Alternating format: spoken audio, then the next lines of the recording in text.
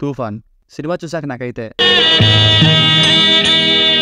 2 hours 10 minutes run టైమ్‌తో థియేటర్స్‌లో release అయిన 2 వీక్స్‌కే prime video ఓటీటీలో రిలీజ్ అయ్యి, అయినా సరే విజయ్ ఆంటనీ గారి మూవీస్‌లో కొన్ని సీన్స్ బాగుంటాయనే నమ్మకంతో స్టార్ట్ చేశా. One line conclusion, scrap movie guys.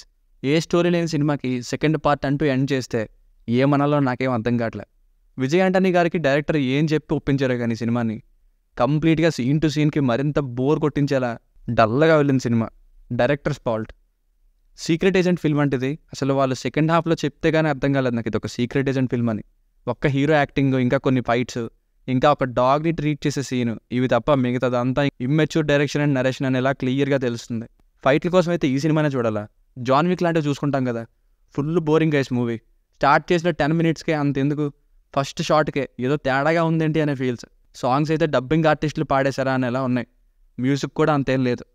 ఫ్యామిలీతో చూడొచ్చా అంటే ఎస్ చూడొచ్చు, అడల్ట్ కంటెంట్ ఏం లేదు. బేసిక్ స్టోరీ లైన్ అయితే ఒక సీక్రెట్ ప్లేస్కి సలీంని ఎవరు రీలొకేట్ చేశారు, అసలు సలీం ఎవరు, ఎందుకు రీలొకేట్ చేశారు అన్నది స్టోరీ. ప్లస్ పాయింట్స్ అయితే హీరో విజయ్ ఆంటనీ గారి యాక్టింగ్, ఫైట్స్ అంతే. సినిమాటోగ్రఫీ కూడా నాకు అంతే నచ్చలేదు.